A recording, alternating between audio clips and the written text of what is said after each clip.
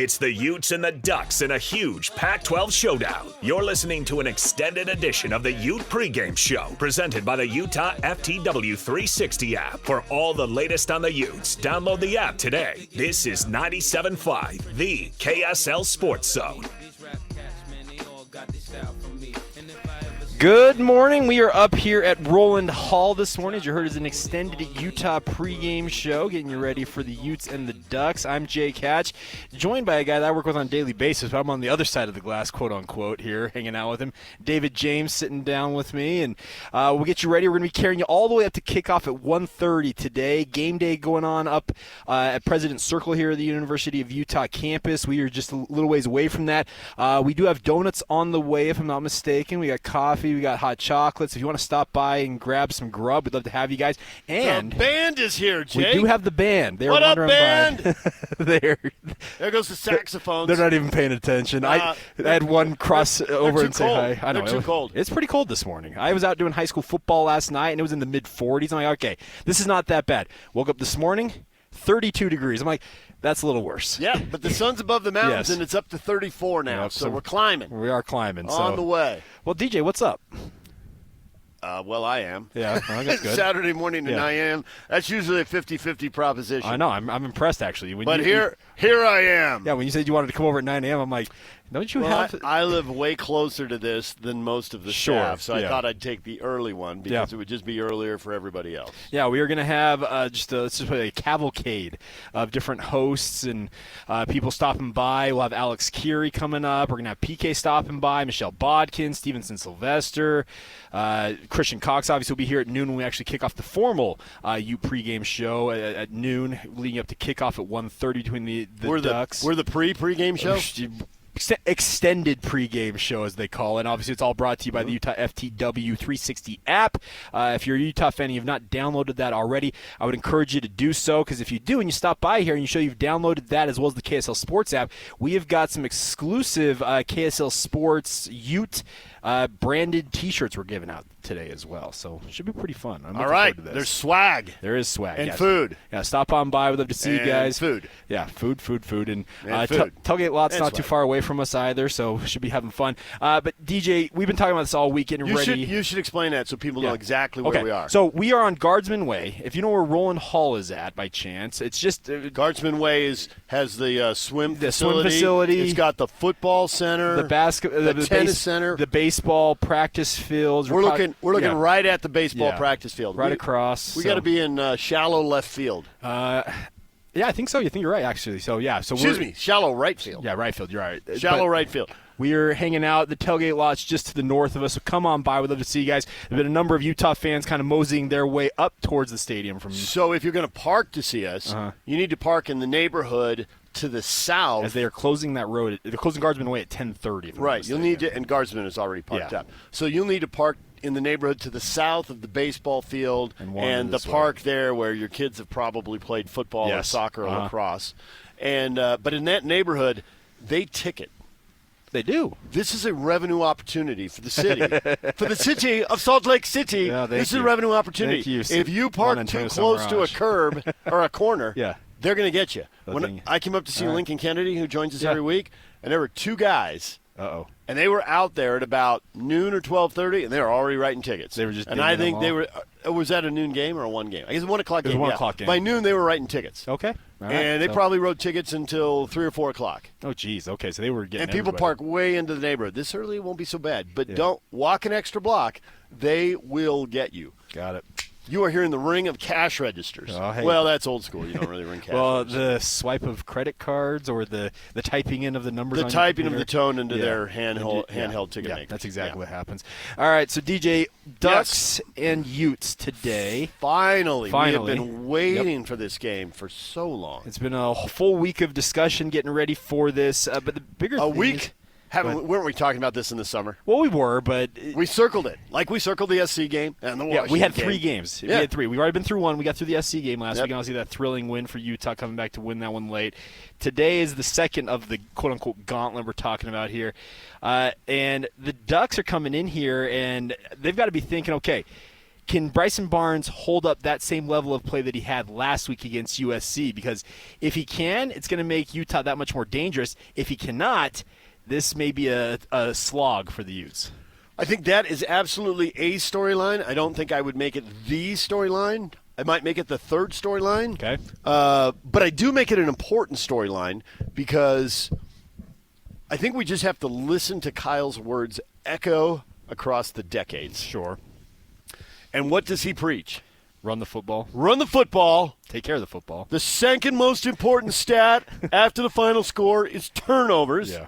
Now, Bryson Barnes has absolutely provided something to the run game. Correct. Right? I think going into a big game, you're going to look at him. Does Bryson get 50 yards? That's a number for him. Yeah. When he gets 50 yards, the QB run game, which often helps convert third downs, which can provide chunk plays. It did to set up the game-winning field goal. But he had a 13-yard run earlier in that drive. Right? So I think – and then, of course, quarterbacks figure prominently in turnovers. Bad handoffs at the mesh point. When did the mesh point become something that every broadcaster had to say? At the mesh point. When the RPO became a thing? You mean when you hand the ball off? Yeah. Hand the ball off like we said when we were 6 years old, which in my case was a couple centuries ago. Yeah, but nonetheless. After we saw Abe Lincoln at the Gettysburg Address, I went over and handed the ball off at the mesh point. Scored 20 years ago, whatever that was. So I think he figures prominently, but I would put what does Utah's run game and Oregon's run defense look like as story one. Okay. And then I would put what does Oregon's run game and Utah's run defense look like as story two, and then I would put Bryson Barnes as three. Now, that's a little gray area there because turnovers go across all three of those storylines. Yeah. You know, Bo Nix, 55 starts deep now in his career, which thanks to the COVID year, no one's been able to do that, but thanks to the COVID year, so experienced. If the Utes force him into a lot of turnovers, well, that's great. Sure. I would be surprised, but this Ute defense has been outstanding, and you've always got the chance of, tip passes, and everybody's going to throw one every 40 or 50 passes anyway, so I'd have to look at where he is. Going into the Pac-12 title game last year, Caleb Williams had thrown 4 picks in a regular season. And now I'm forgetting the safety. Who picked him off? R.J. Hubert. Yes, thank you. R.J. Hubert. We had him on before. Yeah. And I'm sorry, I'm completely distracted. We could talk interceptions. That's a lot of donuts, folks. That's 8 boxes of donuts. Banbury Cross, Banbury Cross. Nice. Sparing what no do we got expense. Here? Oh, hey, look at that. We got the Utah, we got the U-shaped donuts. All red and white sprinkles, totally themed for the game. Stop on by while we've got them here. All right, donuts, come on down. And sure enough, R.J. Hubert ends up picking one up in the fourth quarter, which was big. It was still a game. Yeah. Didn't really blow them out until those last 6 or 7 minutes. It really opened up the lead at that point. But that pick was big because I think it was a 10-point game. And they could have made it a one-score game at that point. They were moving it. Yeah, you're right. And he picked it off. So everybody's going to have them. I'd be surprised if Bo Nix had 3 turnovers today. That'd be surprising. That's not really. Since he got to Oregon, he doesn't do that. Yeah. But the turnovers across the whole spectrum is obviously a big deal. But I look at the Utah running game, and it's easy to look at the stats. But when you follow a team closer, the stats lie sometimes. And the Utah running game has been very different. The last 2 games, they've averaged about 280 yards a game, which would put them 3rd in the country if they'd averaged that all year. But they didn't have Jaquindon Jackson healthy all year, and they didn't have Sione Vaki moving from safety to running back. And Kyle did not say it. But, man, I have been listening to Kyle talk for a long time. And I get his energy level and his body language and what he's normally at, and he didn't say it. But if you read between the lines, Vaki's getting the ball more today. I was going to say, Sione Vaki is a full-time offensive player versus and part-time defensive now. I totally agree. And I asked him that, and he gave a long answer that didn't commit to anything. And they subsequently had a little interaction with somebody on the staff, and they still didn't fully commit to it. But there's this raised eyebrow like, I'm not an idiot, and you're not an idiot. And I'm not going to say it. But if you can't figure it out, you're dumber than you look. Yeah. So I think Vaki's going to get 20-plus touches today. Okay. And I think Jaquindon Jackson used to be a 20-touch guy, but now I think he's a 25. Yeah, they're going to load him up. They're going to load him up. Yeah. So those two guys. Now, you got to have enough snaps in the game. Correct. Does the defense get the ball back? The Utes have had games where they've only had 50, 55 snaps. So it's hard to get these guys 40 or 45 touches if you don't have the ball. But I think because they do have the ball, because they can run it, they will extend drives. Kyle will go for it on fourth down. It's easier to go for it on fourth down when you got a back over here averaging 6 or 7 yards a carry. 4th and 3 and 4th and 4 doesn't look as You're intimidating. shortchanging Sione Vaki, by the way. 9.3 yards per carry right now on the season. I'm just saying. I am. Jaquin is at 5.2. So Okay. I was averaging the two. But out yeah, there. solid numbers all across the board, though. Well, Vaki's numbers are higher because he does look like he's got a gear that we haven't Correct. seen from JJ this year. Now, we saw a couple big runs out of Jackson last year. When Jaquindon is healthy, and that's been the big question, he's dealing with some lower body injuries all season long. It's kind of hampered him to a degree. But The spin move touchdown he had in the first half of the Rose Bowl, yeah, if that had happened at his own 20-yard line, he'd have gone 60, 70, 80 yards. Probably, Maybe yeah. a safety catches him eventually, right?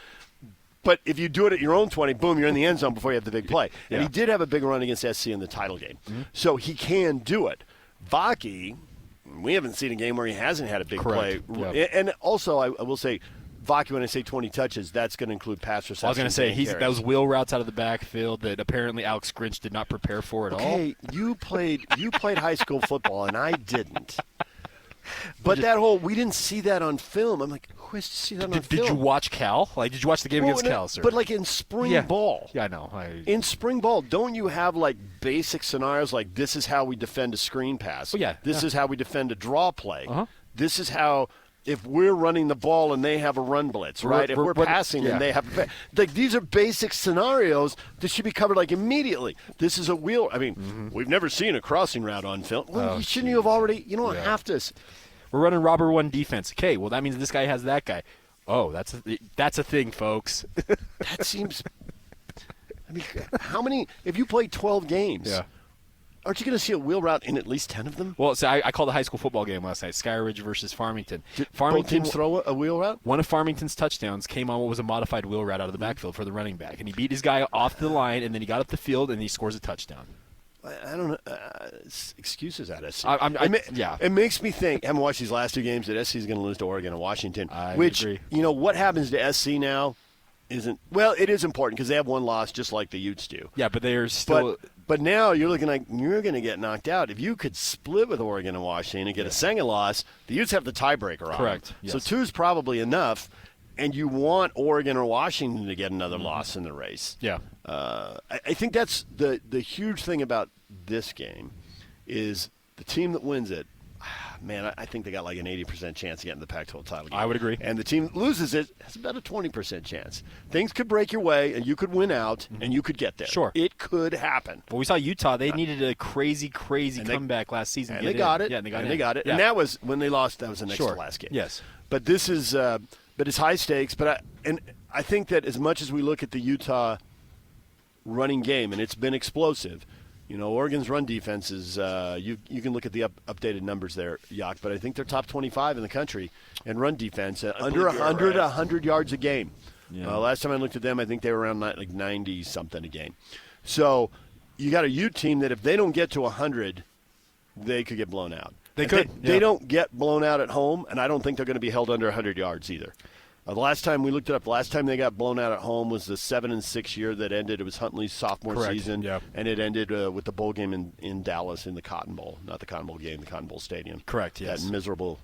Okay, rush defense, Utah, currently number 5 in the country. Right. So there you go. Utah's got a great run, but look at Oregon's run defense. Oregon they are 11. So these are 2 top 15. Right. And then if you look at the rushing stats, they're both. You can call them up right now. Oregon is elite. Now, Utah is not elite for the season, but since they moved Vaki and Jackson got healthy the last 2 games, they are elite. Yeah. And let's see, rushing offense. There we go. Pull it up. And it's like, all right, Oregon number 6 in the country. Meanwhile, Utah. At how many yards per game? They are averaging 233 yards per game. Okay, so you got a team that doesn't give up 100 versus a team that routinely goes over 200. And Utah, let's see here. I mean, this is... Oh, excuse me. I screwed that up. Oregon is at They're averaging 225.4 yards per game. Utah is down. They're actually lower than I thought they were. They're 32nd. They're averaging 183.3. But the last two games, they've averaged 280. Correct. They were over 300 against Cal. They were, and that's the thing is you've seen an uptick in those numbers because Oregon State they got shut down. You got two run offenses that should be over 200 yards a game, but you got two rushing defenses that hold people under 100 yards a game. So what happens there? And Kyle Whittingham forever. If you can run the ball, throwing it becomes easier. Yeah. Your odds of winning go way up. If you can't run the ball, and I just think stick with the basics today, and that is it. But I do put Barnes third because he ought to be 50 yards in the run game if he's having a good day. Sure. Do they put a spy on him?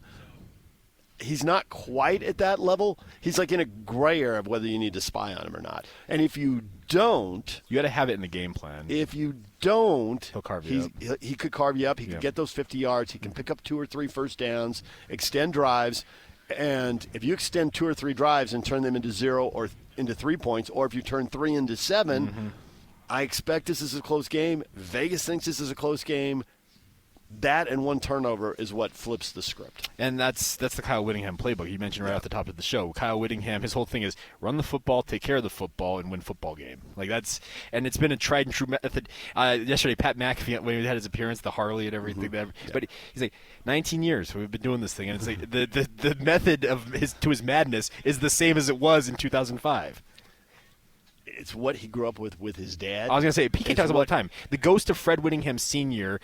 permeates everything that Utah does, and he's right. And football, there have been a lot of rule changes in football. Sure. So the passing game's been accentuated since then. It used to be even more important. But let's face it, he coached under Ron McBride for a decade, and Mac thought the same thing. Yes. It's the exact same thing. And it was a lower level of competition in the WAC and the Mountain West, and there wasn't as much talent on the squad. But you know what there were? There were NFL running backs. Yes. Multiple NFL running backs. Yeah. In the McBride era.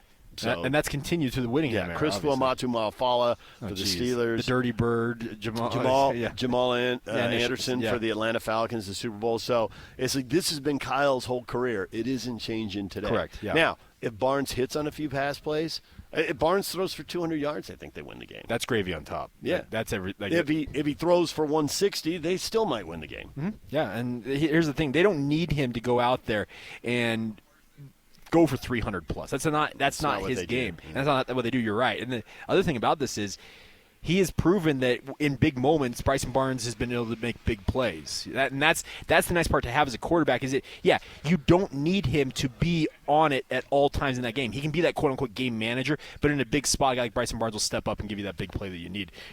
Case in point, look at USC in that big run to get them in position for that field goal.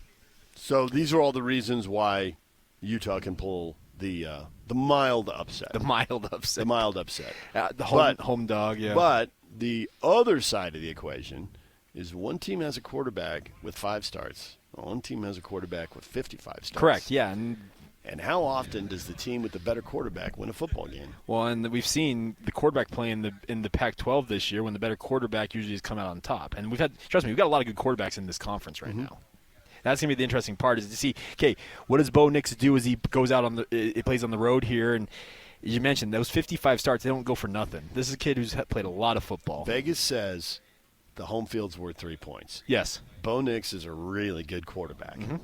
He lost to Washington. Correct. Penix, who's a really good quarterback. And it came down to a missed field goal at the end, and the home team won by the Vegas margin. And his coach may have screwed that up in his own right, but I'm just saying. We can always dig into it, right? But at the end of the day, Vegas is like, 2 really good quarterbacks squared off, and the margin was home field advantage. Who knew? Yeah. So the U's it'll be an upset.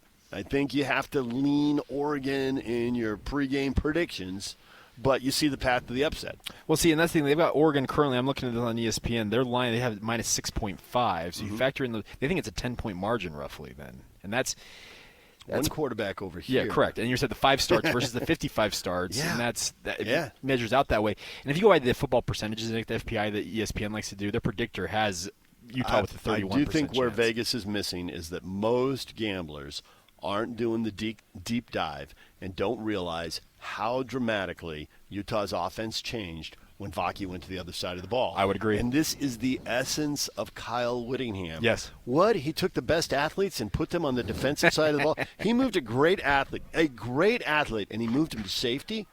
I am shocked by this development. Well, and that's the thing about it. You can go back through his history. Eric Weddle. You also have Matt Asiata. Remember the Asiata package? I'm waiting for another name. You're good at this. I'm waiting for another name. Who am I missing? I had Weddle and Asiata in mind. He played safety and linebacker, so you're not going to him right now. Oh, you're talking about Chase Hansen. See? Okay. As soon as I gave you the clue. Okay. Chase Hansen. Yeah. Lone Peak Eye.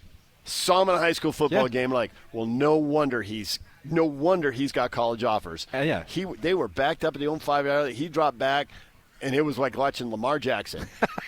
It was. He was that type of player, yeah. He looked at the receiver, and he was covered, and he thought, I can handle this. Sure. I'm a better athlete. He was goes. Taysom Hill, right? Yeah. And he ran for 60 yards, and they didn't tackle him and pushed him out of bounds. Correct. And the field's crowned, and he was kind of, his momentum was, and they got him going. Yeah, he ran for 60 yards. He's a better athlete. And he ended up on defense. Yeah, he was a star player. You can't tell me he couldn't have been an all-conference tight end, because he could have been an all-conference tight end if they put him on offense. Well, that's the thing. Sione Vaki, and he talked this week to the media. He said, my high school coaches used me in this role, so I'm not.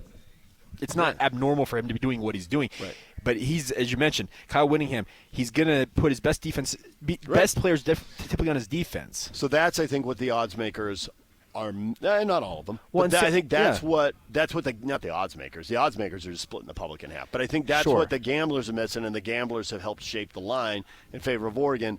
That the Utah offense, all these people walking by us, and people are already arriving. They're bundled up. We got a couple coming for donuts right now. Yeah, that guy looks like he wants a donut. So I think that what they're missing, what all these fans walking by, they've all got the post-football traumatic stress from how limited the offense was. Got another band member walking by. There we go. That's right. Shout out to the band. Okay. There we go. All right. Finally got the response. There we go. He's too cold. He's just too cold. He's moving. He's got to get Good morning. indoors. The stress that all these people carry from the UCLA game and the Oregon State game when the offense couldn't move. Yes. That doesn't exist anymore. Wiped out away. Now, people betting on the game are looking at that. Correct. But the bye week, the changes they made with the Wildcat and Vaki, I think it is a new ball game. It should be, and that's the thing about this is Oregon's obviously. I guarantee they watched the past 2 games, and they're looking at Vaki saying, "Okay." You don't think they're going to be fooled by the wheel route? Oh, jeez. What? Okay, Alex Grinch, how he's still doing his thing at USC. It doesn't matter. Yeah. In the Pac-12 era, USC is going to win 1 conference championship. Correct. Utah's going to win 2. Mm-hmm. Stanford's going to win 3. Well, I mean, I got to add in 1 more. Yeah. But they're not. USC's not going to win a second one, and they're not going to go off to the Big Ten like we're better than this league. No. Crawl off to the Big Ten. That's exactly what they're doing. That's exactly what they're doing because apparently they don't watch film of previous games. Let's go, Cal. And such. So I like Wilcox, and he needs some wins to keep his job. Yeah. And they got to go into the ACC. It's all jacked up. I feel bad for them, but so if Wilcox could get a win today, that'd be awesome. It would. But here's the thing, like. I know that Oregon is going to have a more cohesive game plan for Vaki. I think just a more cohesive team. Sure, I would agree with you on that because Caleb Williams and his antics on the sideline, you can tell that his teammates, I think they're kind of checking out on him. They don't pull together. No, times are tough. It's Caleb Williams and the rest of the guys around him. And Oregon's defense is just way better. Sure, and that's Jeffrey Bossa, who's actually a Kearns High School product, is their leading linebacker. He's coming back home to play. You can guarantee he's coming back to his hometown. He's gonna be fired up to have a big performance, and he'd be a guy. You talk about the potentially spying a guy like Bryson Barnes if they need to. It's probably Jeffrey Bossa who ends up as that guy who's spying him. Got a Utah Warriors rugby fan rolling in here looking for a donut right now. There we go. We got people in their Ute gear arriving. Got to stop by. We're right across from the baseball field. You can't miss. There's going to be a lot of you walking by right where we're at. So we'd love to see you guys stop by. We got donuts while they last. If you got the Utah FTW app and the KSL Sports app, show that to us. We've got a bevy of T-shirts back here that are custom made for this remote specifically. So we'll have more coming up. We're going to have plenty of guests throughout the morning and the early afternoon leading up to kickoff. So more in a moment. This is your extended Utah pregame show right here on 97.5 FM, the KSL Sports Zone.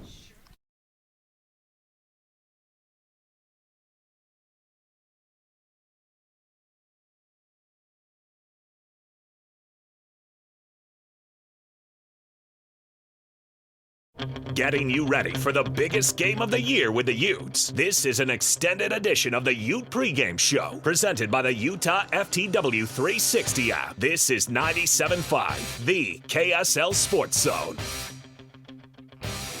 I think it's just natural instinct and ability offensively, and he's just got a great feel for splitting defenders and making people miss. And also he has really good speed. I mean, we've seen his top end the last few weeks, and so he's just got a skill set that is very conducive to being a good offensive player. And it's been a big plus for our offense, to say the least, to have him over there, continue to see him over there. The impact he's made on offense is actually probably bigger than the impact he makes on defense, and he's one of the best safeties in the country, so that tells you how valuable he's been on offense for us.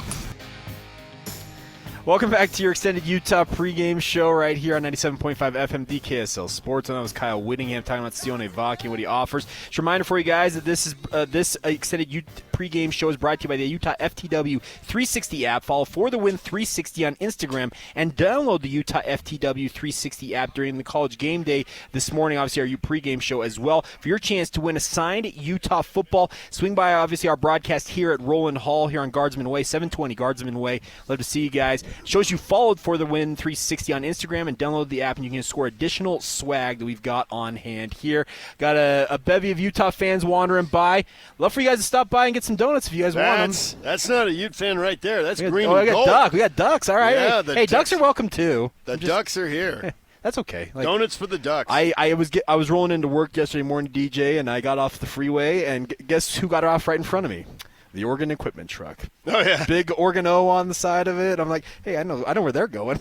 So, one of those fun things. But welcome back to the pregame show. I'm Jay Catch. That is David James. And DJ, you heard him talking about Sione Vaki there. And obviously, he's been a very, very good defensive player for the Utes. And this is a season for Utah on defense that they have had to really test this depth. And the most recent hit they have taken is Lander Barton, as Kyle Whittingham revealed after USC is done for the season. So, one of their starter linebackers done for the year, just adding to a list of, feels like every other week we're hearing about a season-ending injury for the Utes.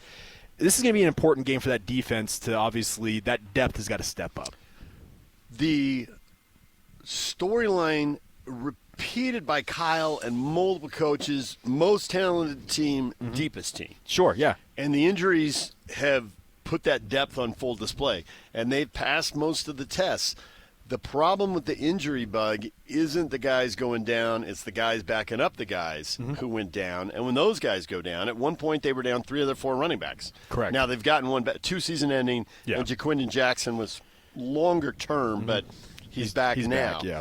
So can you absorb the first one? Well, you ought to be able to, because you told us how talented you were and you told us how deep. Now, if you need 3 linebackers, once you lose one, then you lose the second one. I think as the game kicks off today, they're fine at linebacker. But what happens if more linebackers go down? That's the concern, yeah. That's the concern. If the linebacker group gets through this game healthy, then whatever is being talked about on the postgame, however this thing plays out, if Oregon does what they're supposed to do, or if the Utes find a way again and pull a mild upset here, that's not going to get talked about if the linebacker group gets through this game healthy. It hurts losing Barton. He's having a great year. From the first day he committed to the U, PK was saying 3 years to the NFL. Sure. And he's not playing for it. He looks every bit the part. So far, we've seen nothing that would derail that prediction. Sure. Yeah, I'm with you on that. He got on the field game 1 against Florida, so they're going to miss him. Yeah.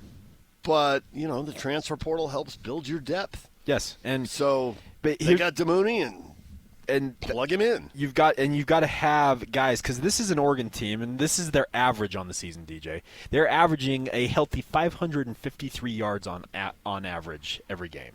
Massive numbers. Yeah. Massive. And it's 326 yards passing. It's 226 yards rushing. Kyle was spitting those numbers out at his press conference on Monday, making sure we all knew. Yeah, and he's aware, and he's no dummy. As tests go, this is a bigger test than SC. Sure. Because SC doesn't run the ball as well. Correct. Yes. Now, there isn't a better quarterback than Caleb Williams. The individual plays he makes when a play breaks down, when the defense has done everything right.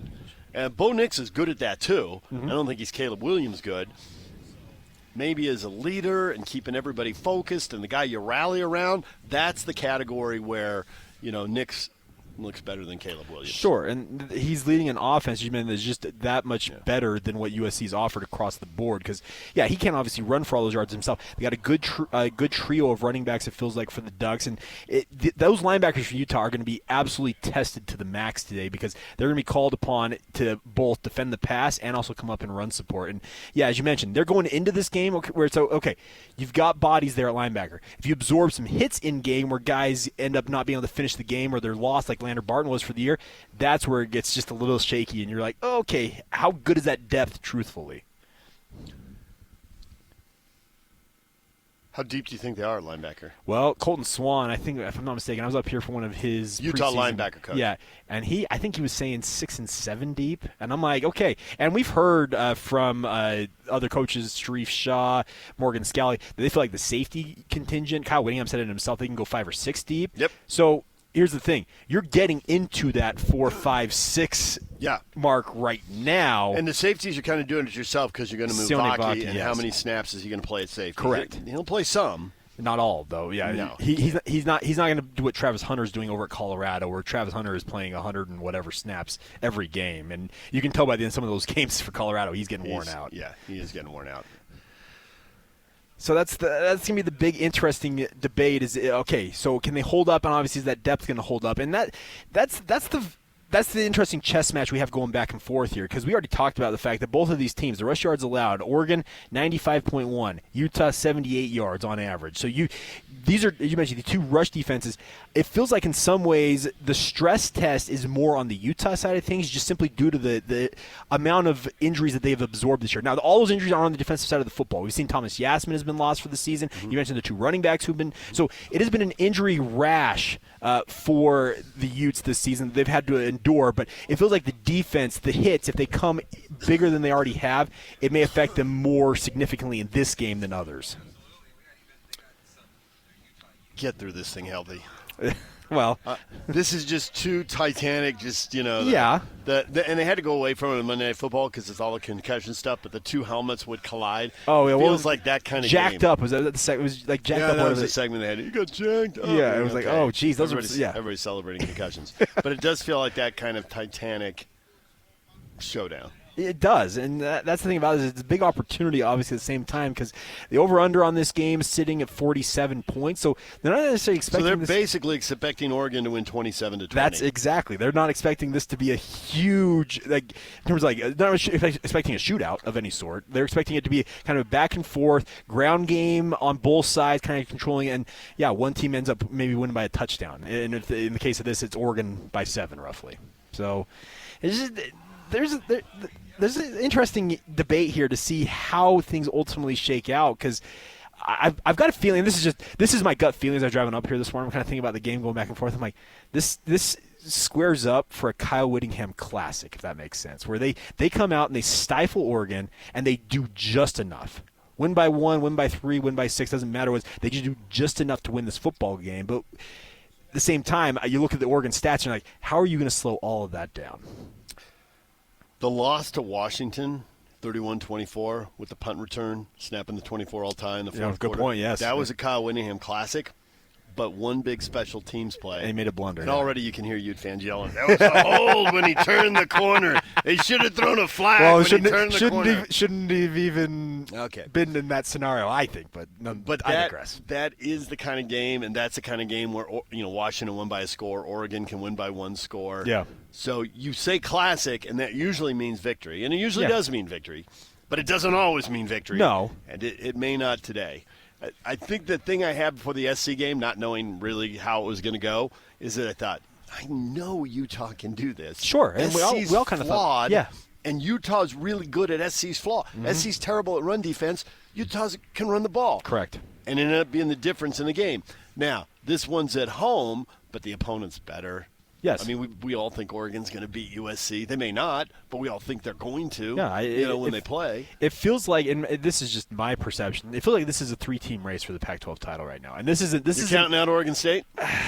They're on one loss. I know, but with the win over Utah. Okay, they don't play SC. They do have to play Oregon and Washington. They do, and that's the end of the year. That's the concern I have for them is they have to play those other two. So it feels like it's shaping up for a 3-team race. And this is an eliminator game in many ways. You mentioned the fact that you think that whoever wins this game has probably got that 80% shot to make that run to Las Vegas.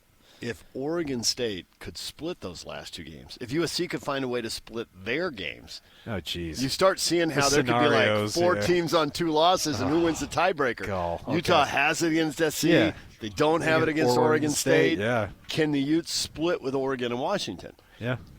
Oregon at home seems like a better opportunity than Washington on the road. I agree. Even the conference title game, the conference championship teams Utah's had these last couple of years, they lost 4 games. Correct, yes. If you look at the teams Kyle had that went to the title game and lost before the pandemic. 19, yeah. 1 loss 3, 1 loss 5. Yep. So 4 losses has been an average season. Now this team's better, but how do they stay on 11-1?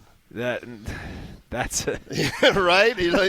But okay, it's better and it's deeper. That's how correct. That's how they do it. And you brought up the point of the transfer portal. You brought in Levani Damoun. You brought in some of these players who you've supplemented roster. But everybody else has been supplementing their roster. Trust me, Oregon and Washington got their starting quarterbacks. Yeah, from exactly. The transfer portal. So here's the thing: everybody's benefiting from it, and it's obviously benefiting with better play. The interesting part will be If you find a way out of this game, then you have to play ASU next week, and then the week after that you have to go to Seattle up against Washington. And we're looking too far ahead because today's we had football. Well, we don't even know. Yeah. But that's the thing about it is where it kind of lays out here. It's just there's an interesting kind of roadmap for Utah the rest of the season. If they lose today, then it'll be, can they win out and win a tiebreaker on 2 losses? Correct, and that's what if they win today, can they just win out and go to the title game?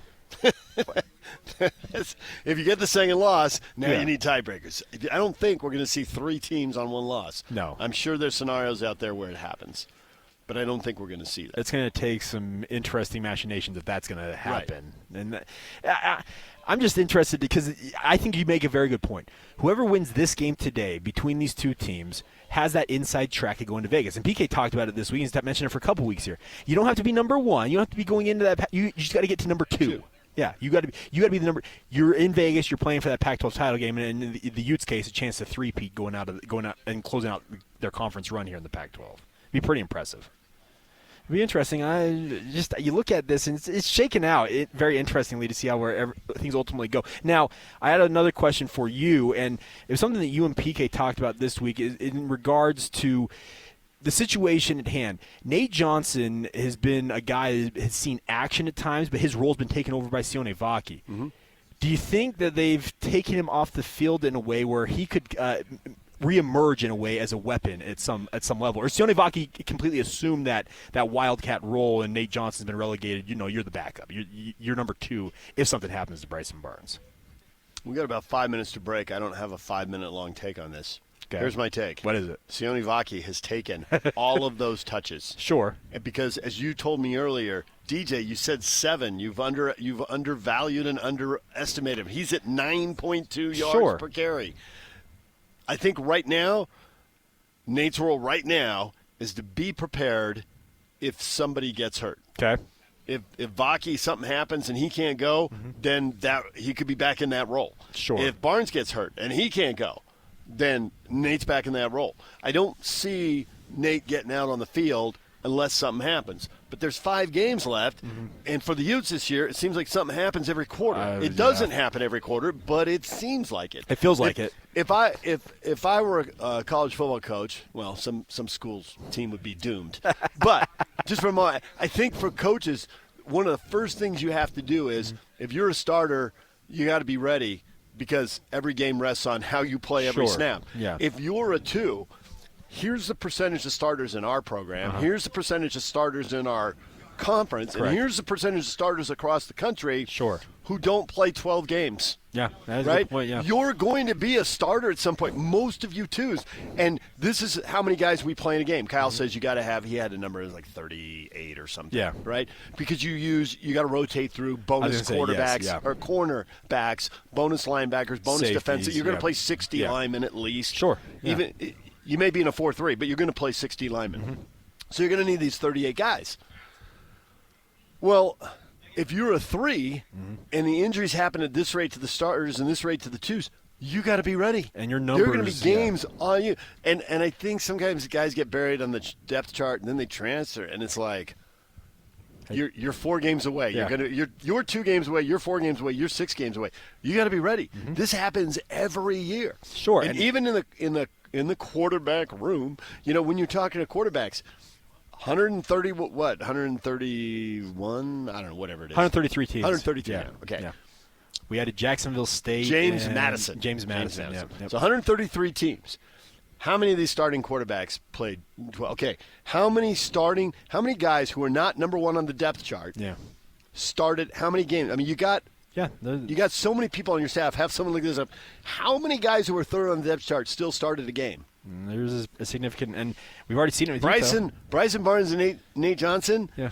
I mean, they try to keep it close to the vest, but everybody thinks it was Rising and Rose. Well, the Utes have definitely started a guy who was number 3 on the depth chart. Yes. They probably started a guy who was number 4 on the depth chart. Correct. Yeah. Now, Rose got hurt so early. I get that's a little gray area. But the thought was he was the number 2 guy if Rising cleared the number 1. Yeah. Rising can't go. So should we talk about Rising when we come back? I know we have to go to break. But we can do that for a minute. What he said. Well, we'll get to it on the other side. Let's hit a break. We'll talk about it on the other side. That's a nice little tease. All right, we are up here on Guardsman Way, right outside of Roland Hall, 720 Guardsman Way. I'd love for you guys to stop by. We got U-shaped donuts. We got donuts. We got chocolate, as well as I think we got some of the vanilla icing on them. So yeah, we got both of those. So I'd love for you guys to stop by, get some food, get some grub. We got hot chocolate and coffee as well if you want to stop by. More in a moment. This is your extended U pregame show right here on 97.5 FM, the KSL Sports Zone.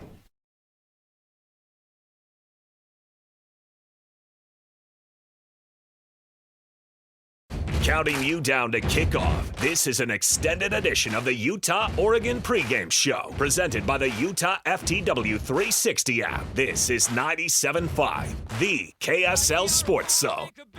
Pretty much ever since right after the preseason, really right before conference play, I was kind of just focused on making sure getting the rehab and everything, and then after that kind of was just making sure I was ready to go, but yeah, just wasn't really able to get where I needed to go, and I think kind of just trying to go out there and practice everything kind of just set me back a little bit. Welcome back to your extended pregame show right here on 97.5 FM, the KSL Sports Zone. That was the man, the myth, the legend, Cam Rising on the Pat McAfee show yesterday, DJ, and talking with Pat and his crew up there at Residence Circle. Interesting to hear him talk about how he was battling, obviously, to get back. Hopefully he was able to play. But he said that going through practice and whatnot may have almost had a recurrence and set him back in a way. Set him back. Yeah. So whether that's whether there was an event that set him back, or whether it was just swelling the day after being on it as they increased what he was able to do, he didn't really go into that. But either way, so too soon. Ron Boone said a long time ago, medicine's gotten better. They can fix your knee, sure, but it won't be right for a year. That's from the doctor, Ron Boone. Well, he's not wrong, I don't think. And so that's where, when you get hurt at the end of a season, we saw in the NBA with Jamal Murray. Sure. He got hurt late in the season, and he missed the entire following year, and then came back. And at the 2-year mark, they're winning the title. Well, and you want most recent example? Kawhi Leonard said this week it took him. He felt for the first time in 2 years he thinks he's finally 100%. So I get all of that. Sure. It's just he's very close in August. Yeah. In retrospect, that was just wrong. Yeah, he's coming down. It's going to come down to the wire. I don't think. I don't want to go George Costanza on you. I don't think it was a lie, Jerry. It's not a lie if you believe it. Yes. Now, in that case, Costanza was talking himself into it on purpose. Yes. I think the Utes talked themselves into it on accident. Sure. They wanted it to be true. Yeah. And possibly it could be true, but in retrospect, it was nowhere near true. Yeah. And so that's, I think, where you got to look and say that's where it all went sideways. Correct. Was with those August declarations that he's getting close. And it feeds into it because Kyle doesn't want to reveal who the quarterback is. Correct. He doesn't want to say. Yeah. And he thinks, I don't know if he can go this week or not, but he's probably going to be able to go in a couple of weeks. And he's hearing from Dr. Neil Elatrash, who was the surgeon who did the surgery. You just like to say that, don't you? It's a great name, by the way. One of the foremost orthopedic surgeons. And he just did surgery. Who did he? It was just somebody else just had a surgery. His name was out again. He does everybody, it feels like. I know he did, but it was seriously in the last week somebody, I think it was a pro. I think it was a football player. Well, he did Brant Keithy's as well. I know that. Yeah, I think some NFL guy.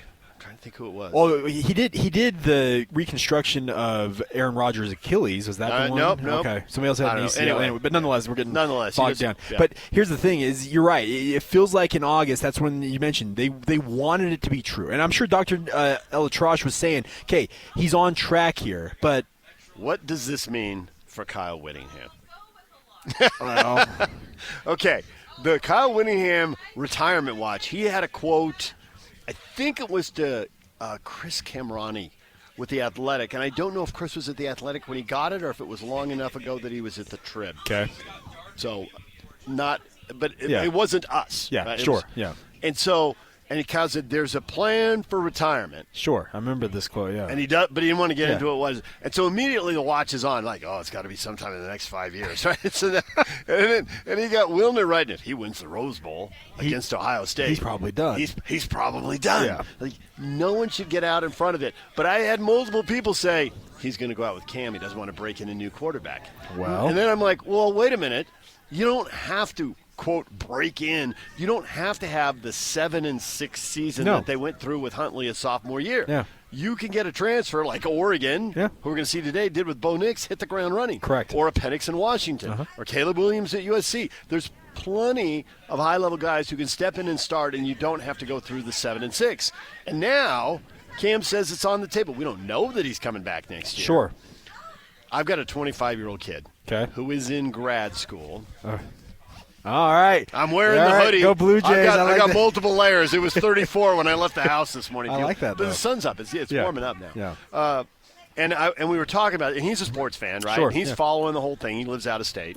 But he's following it. Yeah. And so he's trying to get some more details on it. I'm like, he goes, well, Cam could do that medical redshirt thing, and he could come back for another year. I'm like, well, he could. Sure. But does he want to? I'm like, you're in your second year of grad school, and you tell me you're dragging. Yeah. You don't really want to do the school thing anymore. Sure. You're just going to lumber across the finish line. You're not going to be the guy who wins the Boston Marathon. You're going to be the guy who finished 1100th. You're just kind of rolling through. I just got to get to the finish line. Exactly, yeah. And I'm like, he's 25. Do you think he really wants another year of college? He's like, oh, no. I said, on the other hand, estimates are he made at least $750,000 and maybe closer to $1 million in NIL. He goes, I had to do it. I could push through. Well, that's the debate that's kind of going back and forth with what Cam's got to decide here. But what if it's, and this is hard to believe, what if it's not about the money, not about the short-run money? Sure, yeah. Are you better prepared for the NFL? What if an NFL person,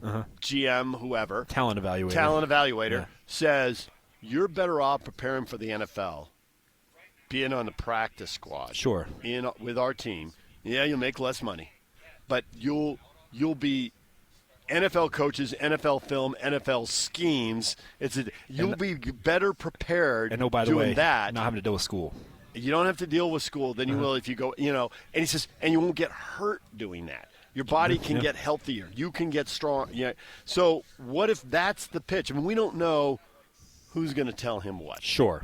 And I don't know how he's going to evaluate short-term money versus long-term money. And no one's going to know what the long-term money is, nor do we really know what the short-term money is. Correct. If he comes back for a year and the collective's generating even more cash, is he going to hit an even bigger number?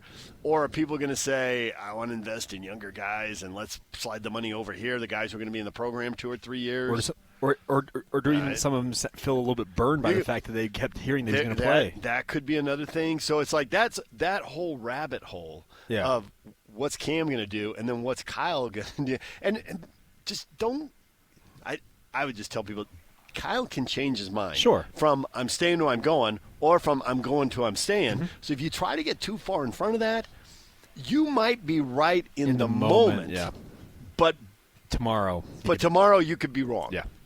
So I don't know that it's worth it to get out there. I don't know that I could predict it. What I do know is I don't want to predict it because I know I could get burned. Well, and that's if you're a Ute fan driving up, listening to this, and you're intrigued, I get it 100%. Sure. Well, and the other thing about it is they also, by the way, there's a new conference coming into effect next year too, and does that And there's a new playoff.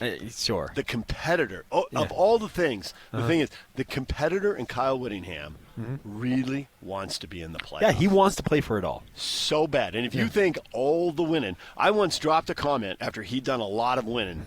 Basically, I can't even remember the exact content, but it's basically like, you've already won so much, you've already proved it, you don't have to do this. And he didn't say anything because he's polite. Yeah. But the look of disgust, he's like, not even on his face, he kept the poker face, is in his eyes. Yeah. The look of disgust. He thought less of me as a human being for saying that aloud. And he'll deny it today because he's very polite. Yeah. But I know in his heart of hearts, like, how could you even? I thought you. It was just a test, but I always remember that look. Yeah. If he thinks he has a good quarterback, and if he thinks he has a good team, and if he sees a 12-team playoff in a league he can win, I don't know, because there's other things in your life, and it's a really personal decision. I agree. And there's other things about your health and your spouse's health and the time you want to spend with your kids, the time you want to spend with your grandkids. Correct. But for the football part of the equation, that has a pull on Kyle. I don't know that the pull will win or carry the day or not carry the day, but the pull of a winnable league, a talented team, an experienced quarterback, and a real shot at the playoff. Correct. It's got to have a strong pull on him. All right, Doesn't mean it'll carry the day. Sure. It's going to have a pull. Okay, all right, DJ, before I let you go, I need a score prediction today. What do you expect to happen? Oh, I knew you'd do this. Oregon 27-24. All right. So you think the Ducks pull it out. All right. Man, I do. But you're taking Utah on the points, though, according to the spread. So. Oh, I didn't even think of that because I don't gamble, but you're right. I just did. I mean, it's one or two big plays. Yeah, I don't know what we're going to be talking about on the post-game show, but it just feels like a one or two play game. I agree. And these are two high-level teams. 18 in a row at home carries a lot of weight. 29-30, if I'm not mistaken, as well. But no streak lasts forever. Correct. If it's going to get broken, I don't think it's going to. The way Kyle coaches, it's not going to be broken by a C-plus football team that comes in here and has a good day, and the Utes play a B-minus game, and there's a bad call. Yeah. It's going to take a team that's a top 10 team coming in and playing well. And Oregon might do that. Yep, they look the part. All right, DJ. Well, thank you so much for stopping by. It's been good to see you, my man. And you can go take a nap or something. And I know you stay up. Saturday mornings are your day to catch up. So yeah. I get that. I actually set an alarm on a Saturday. Look at you go. Disgusting. I didn't think I'd wake up in time, and you know what? I wouldn't have woken up in time. All right, well, there you go. Well, DJ, thanks for stopping by. Just a quick reminder, we are up here on Guardsman Way, right in front of Roland Hall. And DJ? Do not park too close to the corner if you're in the neighborhood to the south. There's two guys out there. Yeah. There's two guys out there writing tickets. Salt Lake City's parking enforcement's making bank on game days. This is a cash opportunity.